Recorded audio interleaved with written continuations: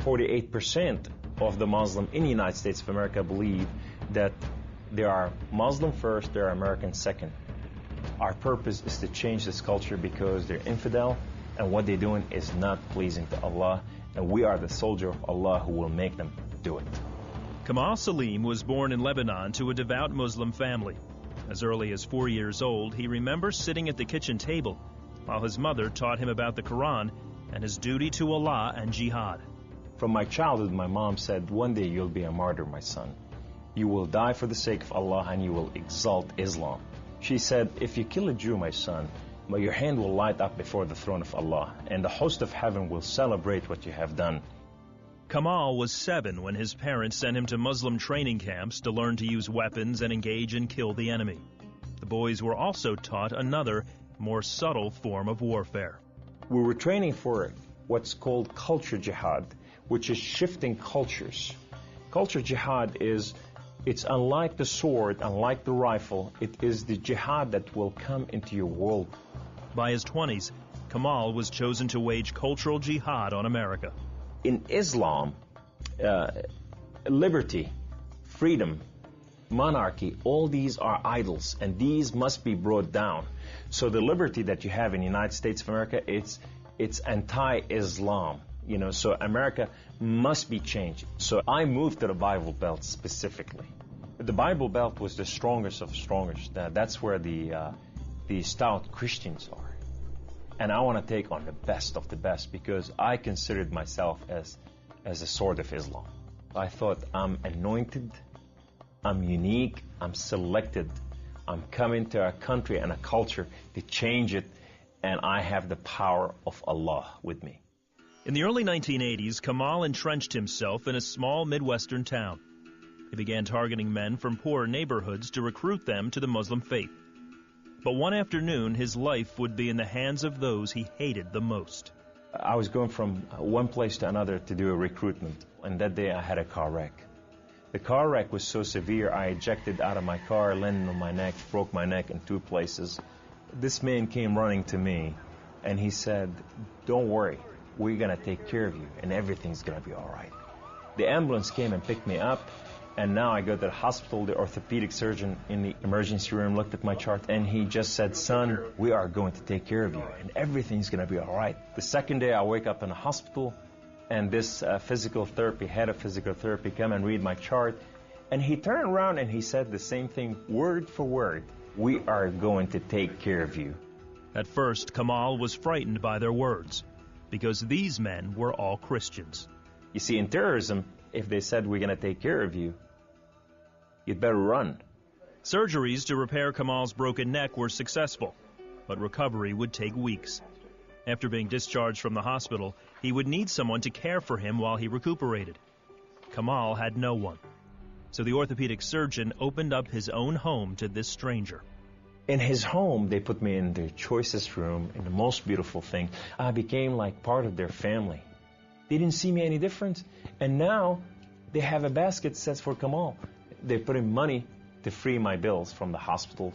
Kamal was overwhelmed with the outpouring of Christian love. As he recovered, he began to help out around the house with cooking and cleaning. They have Jewish friends, they came from Israel, that they support, and now I'm hugging Israelis and I'm cooking for Jews. I'm going, what has happened to me? When Kamal was able to take care of himself and return to his apartment, the doctor had another surprise for him. He said, this is the keys to the house, and here's an extra key. This is your new car. We just want to bless you. You can come anytime you want. So I go to my home, and I go to my cold place that I haven't been there in months, and dust is this thick. And I just got to settle this issue with my God to know that if it's real or not. So I walk inside, I shut the door, I go right in the eastern window, and I fall on my knees, and I put my hands to the heavens, and I cry up to my God. Allah, my Lord and my King, why have you done such a thing to me? I'm okay with the car wreck. I'm okay with all this, but why did you put me among Christians? I'm confused. These Christians and Jews, they're good people. There's nothing wrong with them. They don't want to kill us. They're not the same thing that I learned about them. Allah, these people have relationship with their God. These people, they cry out to the God and they answer them. I want to hear your voice. I want to hear you love me. If you're real, speak to me. I want to hear your voice. Guess what Allah said that day? Absolutely nothing. Kamal felt that because he questioned his faith, the honorable thing to do was to end his own life. So I went to reach out my guns and put it in the right place and clock out. I heard the voice. The voice knew me by name.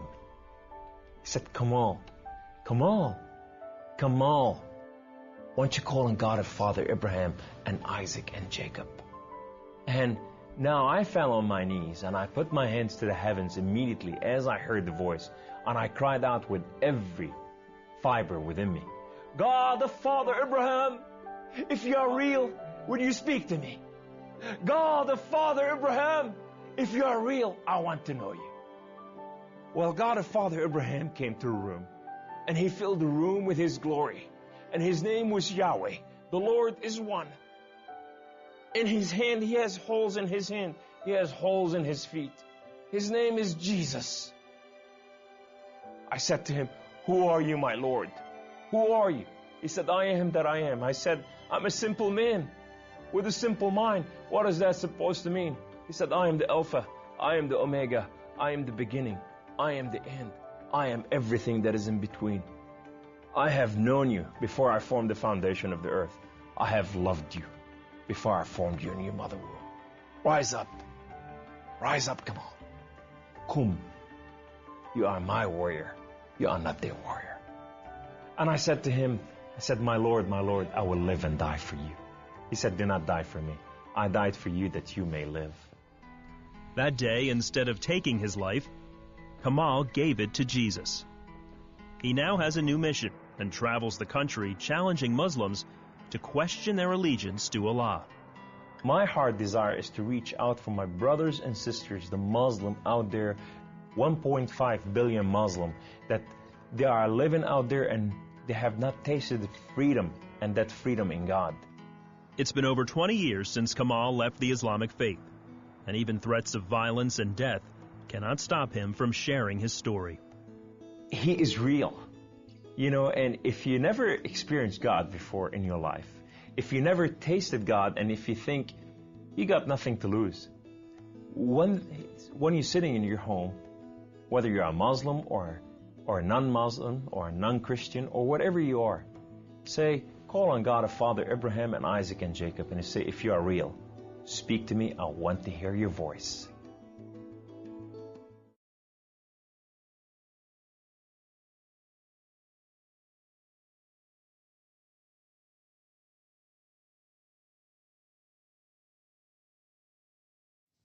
Mossab Hassan Youssef is the son of a Hamas leader, but shockingly, he converted to Christianity.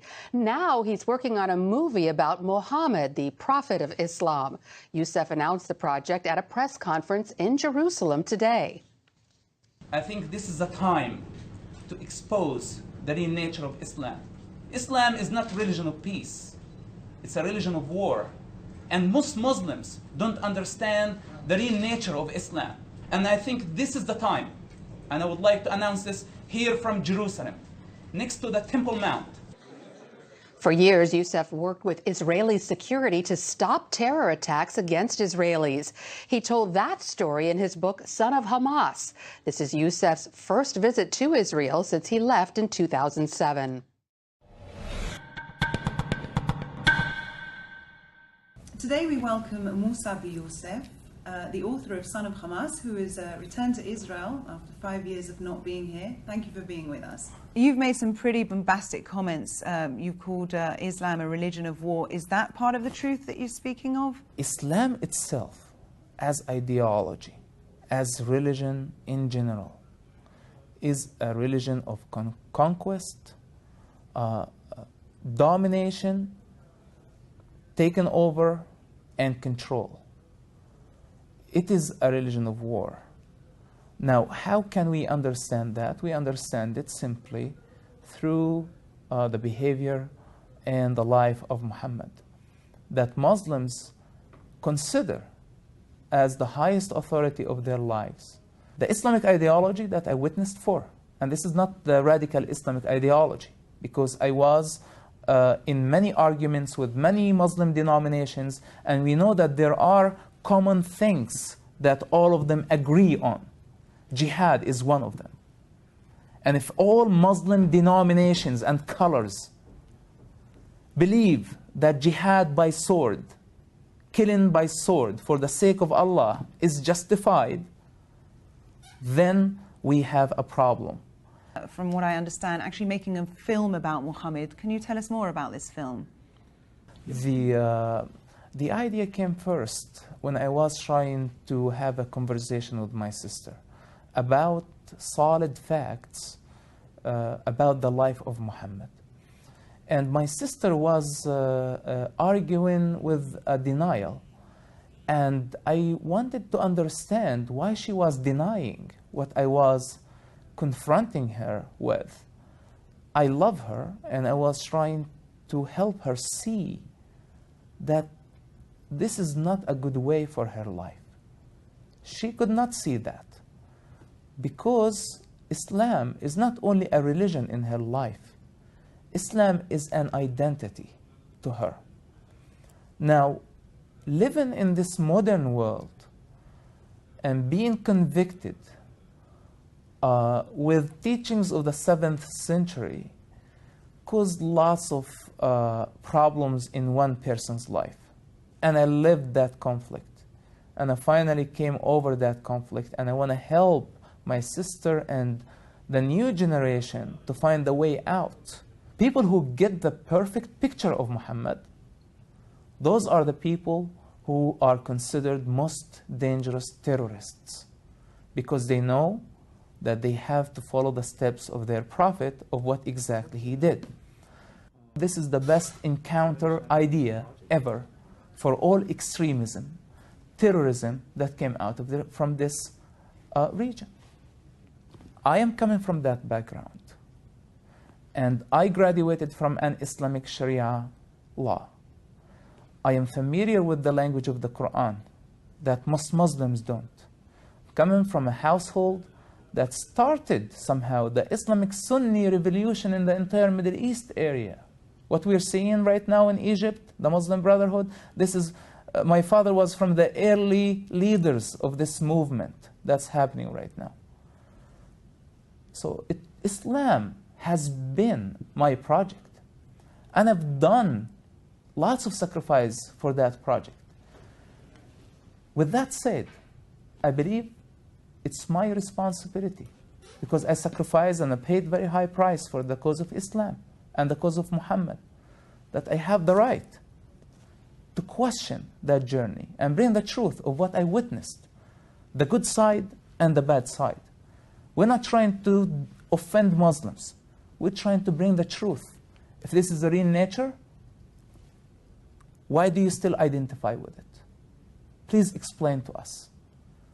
And if this suicide bomber who's trying to kill many innocent people is motivated by that ideology, I would love to seed doubt in his head, at least to be able to question before he go and commit suicide, thinking that he's going to heaven, while he's not. He's just killing himself and innocent people.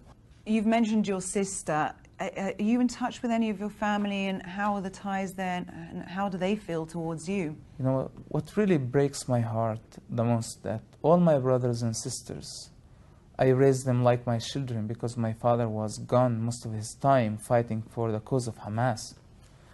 And as a young boy, I took responsibility for them, and it really breaks my heart that I cannot talk to them. They're like my children somehow. Actually, 2 of them at least used to call me Baba. They used to think that I was their father. Growing up thinking that I am the man of the house. My relationship actually to my siblings are much stronger than my father's relationship to them. And I ask myself, why can't I talk to those kids? You know, to me, they're still my little brothers. I don't care. I don't know what's on their hearts. I know the way to their minds. But they cannot talk to me because simply they can put themselves in a very awkward position with the society. If they did not disown me for real, in front of everybody, they will tell people that they are partnering of what I'm doing. Do you think that you'll have any trouble finding financiers for the Muhammad project because it's so controversial? Obviously, there is an issue with depicting Muhammad on screen. Do you think you're going to have trouble getting investors interested in the film? The only argument that Muslims will have is to put Muhammad as a picture on a camera. And what we're trying to convince Muslims with, that first of all, Muhammad never said, don't put me on a camera, because there was no camera around the days of Muhammad. So if Muhammad himself did not ask not to be put on a camera, and we are going to put him in a way that is described in the most trusted Islamic books, then where is the problem? I believe that the problem is a political problem. And the problem is that the religious authorities who control the entire Middle Eastern region wants Muslims to stay living in ignorance.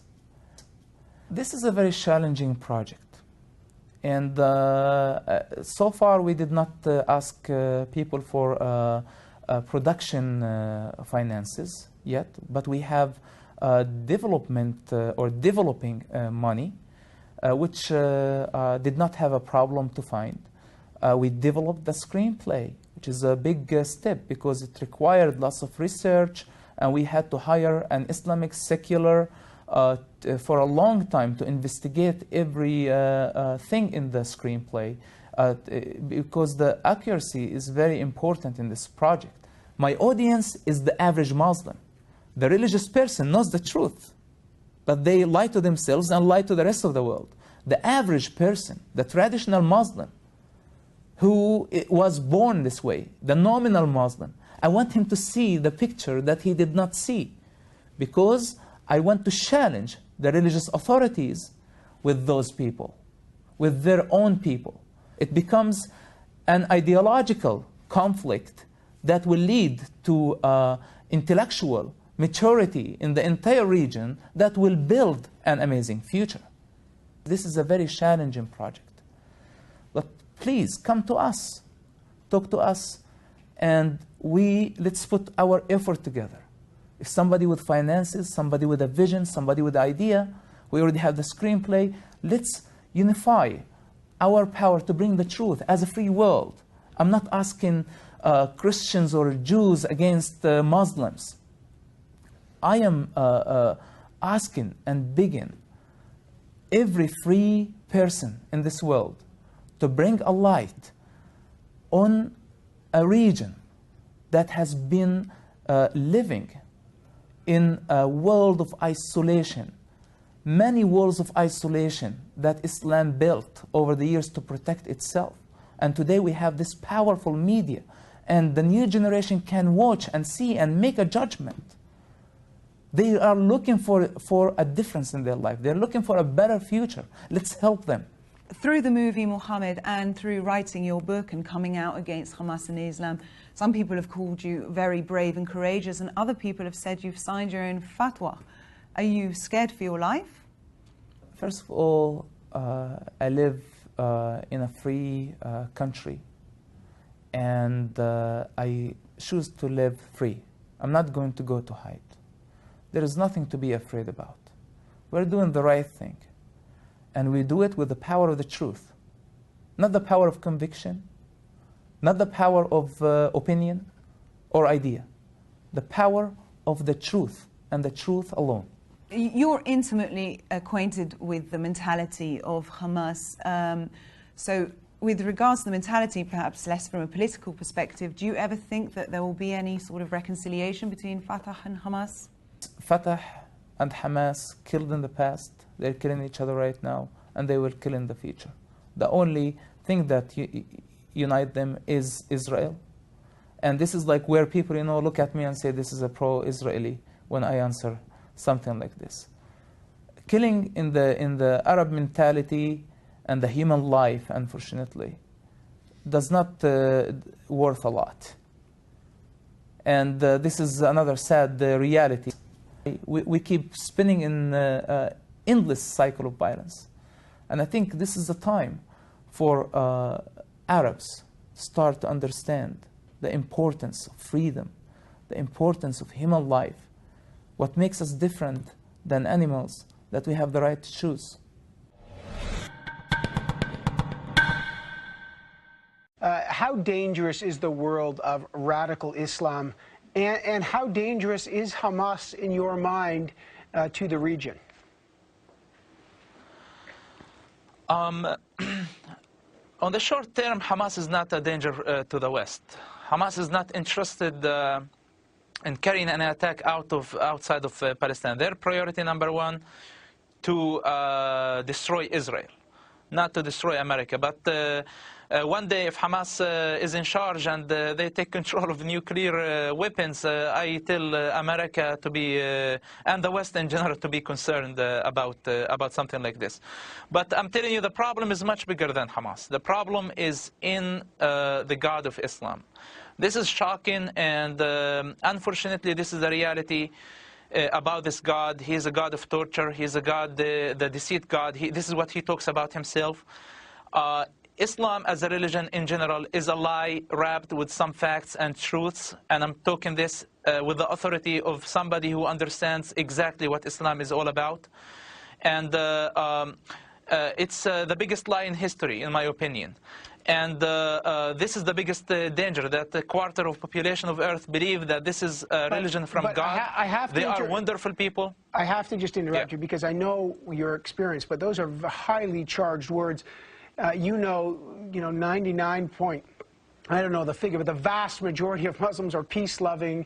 Here in Canada, our Muslim population is the same as any other religion. So, those are very inflammatory words about. I know you've converted to Christianity, but that's pretty inflammatory. Yes. This is a good point, and what I'm trying to tell you here, that your problem, my problem, the world's problem is not with Muslims. And Muslims, the majority of Muslims are great and wonderful people. They are my people. I know their pain, I know their sufferings, and I know their hearts. When you go to the Middle East, when you go to any Muslim community, you see their passion, you see their hospitality, and you get confused, even more confused. You say sometimes, those Muslims are better than many Christians. And we are not in a position to compare people. We are comparing ideologies. And I'm telling you that the minimum Muslim, the most criminal Muslim or terrorist has a minimum of morality, responsibility, logics more than his God. If you read the Quran, if you allow yourself to understand what the Quran is all about, you're going to figure this out yourself. Go to the Quran, Surah 9, verse 5, and you will find what the God of Quran is asking Muslims to do against everybody. Now, it's not Muslims' fault that they were born in that culture. It's not their fault that they were born as Muslims. But what we're telling them, understand your religion before you are offended. Those are realities about their religion, and they need to recognize that. Mossad Hassan Youssef, it is a fascinating account of a life. We've rarely seen something like this before. I appreciate you coming on today and telling your story with us. Thanks so much.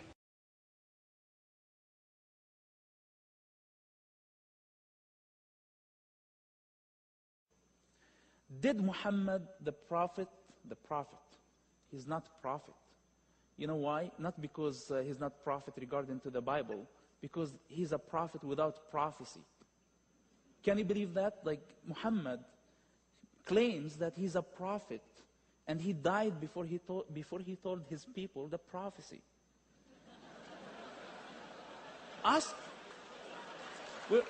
Prophecy conference, huh? Prophecy conference, and we're talking about prophecies, and we know what prophecy means. And we ask any Muslim, what's the prophecy of Muhammad? They will not have an answer. And by the way, they never thought of that. They just call him a prophet. A prophet without a miracle. You know what's his miracle? He flew on a donkey from Mecca to Jerusalem in the dark, during the night. and the donkey was the only witness.